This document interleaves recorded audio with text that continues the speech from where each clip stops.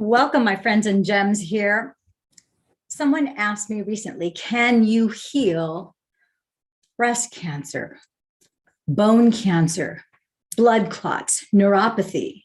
How about if one person has all of those things at the same time? Is it possible to heal? Well, let me not just tell you, let me show you what's possible.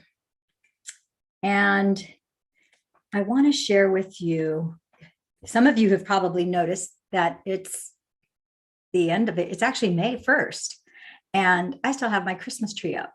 And for me, every day is like Christmas because every day I get to interact with people like you, with families like yours from all around the world. And I have private clients that are literally everywhere, from the United States to Canada, to Europe, to Costa Rica, to Panama, to Korea. They're all over the planet. And so, for example, I'm going to share with you Tori, who is a private client of mine, who, when she came to me at the end of last year, she had been diagnosed with breast cancer. Her cancer had metastasized. She had refused chemo and radiation therapy, and so had gone into her bones. She had also blood clots, and she also had neuropathy and an incredible amount of pain. So she had a private session with me in February. Just in February, she had a private session. Actually, it was, the latter part of February, she had a private session with me. And within 2 days of her having her private session with me, she was out of a hospital bed into a regular bed. Within the day that we did the private session with her, she had her pain gone. Let me share with you what she just sent me today to show you, not just tell you what is possible. So let me show you. This is, let me see if we can get this. That's her.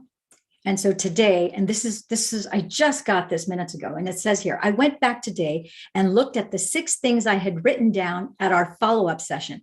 When I do a private session with every client, your session includes a follow-up. And so during the session, we do a little writing exercise. And then in the follow-up session, we tighten up that writing exercise, and they're setting you for certain goals that you want to manifest and you want to create in your health and well-being and in all areas of your life. So she said, I went back today and looked at the 6 things I had written down at our follow-up session. It was in March. It was March 17th. She put the date here, that I wanted to manifest in my life. All of those things, with one exception, has occurred. That was me driving to Florida at the end of April. I've revised that date to the end of June. I ran into my neighbor across the street today, and the last time she saw me, I was still in the hospital bed and not getting around very well. Today, she saw me in my garage on my cane, and she came flying over to give me a hug, and I met her out at the driveway. She said she was worried the last time she saw me. It was so great to visit like we used to, standing in one of each other's driveways. Laugh out loud. She forgot to take one of her pain pills today. And it was 2 hours later when I realized it. So that was 8 hours I went without a pill, and I was perfectly fine. So after my appointments on Tuesday, I will start eliminating another narcotic. Getting off these pills is critical for me to get on the highway driving. It was really encouraging to see how far I've come. Thank you, my friend. So I want to tell you, it's so exciting because when she came to me, despite the fact that she was on multiple narcotics, she had a fentanyl patch and she still had unbearable pain. She was in a hospital bed. She was not able to walk. She had an incredible amount of inflammation in her legs, and her pain was throughout her body. I'm going to be doing a case study where we chronicle her from beginning until end, because when she went back to see her doctors, it was nothing short of a miracle. The doctors could not believe it because she was in a wheelchair before. And this last time, she brought her walker with her, and because it's a long distance, she had stopped using her walker already at home and in her neighborhood, but because it's such a long walk from the parking lot into her doctor's office, she took her walker with her.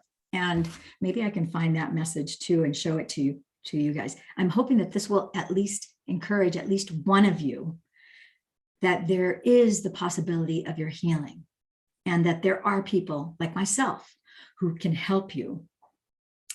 Let me share with you really quick Here's another one. She goes, I remember how helpful you were to me when I was in the hospital. Those were some really dark nights of the soul. Even after I got home, it was still pretty tough. And everything really started to turn around for me after our session in March. You've been such a good friend to me, and I have really helped me to learn how to capture my negative and turn it into positive, even though I still slip from time to time. Of course, we all do. She's human, right? I have had snippets of that vision occasionally, but it's still always been the same as the first time. But I did a new meditation this morning, and I was just lingering after Dr. Joe stopped talking, and I saw it again and saw me turning around, and I was almost exactly side by side, just slightly behind. But the first time I'd seen my face, and first time I'd seen myself move forwards, the front of the boat. It's hard to talk about myself as two different people. I may have to do that meditation again tomorrow. Let me see if I can show you the one where she just went for her follow-up appointment with her doctor, where she was going to get scanned. She has another scan that's coming up this Tuesday on the 3rd. But let me see if I can read to you real briefly. The scan she just had. And once we do the case study, I will show you all the other, pictures and videos and so forth, because she told me to go ahead and share this with others. So here it is, April 15th. So from March, can you see that there? April, it's a little blurry. So I had a doctor's appointment with my radiologist this morning, and I went on my walker and not my cane, simply because I knew it was going to be a fair amount of walking. But this nurse was in shock that I was walking and doing so good. She just couldn't get over it. I guess they thought I was going to be in a wheelchair. And my palliative care physician was shocked to see me walking and talking about coming off some of these narcotics. So I guess by their double takes, I must be doing extremely well, laugh out loud. I'm having CT scans on May 3rd, and it's time for my scans to show good news for a change. So there you are, my friends and gems. I got to run because I have a meditation group that I'm doing, the Alchemist meditation. But if you or someone you know is struggling, and maybe your finances are all fine, money is not an object, but your health, which is more valuable than money, is an issue, then it's possible that you might qualify for some of the methods that I employ. So I have a long waiting list, of course, and it's several months out, but I actually have just a sprinkle of people that have me on retainer to help them get out of where they are. In January, there was a gal who is a kidney transplant survivor who got COVID. She actually landed on the hospital on January 5th, and she ended up getting put on a ventilator, was in a coma, had clots in her lung. Fast forward, we got her out of there. She was in for 19 days.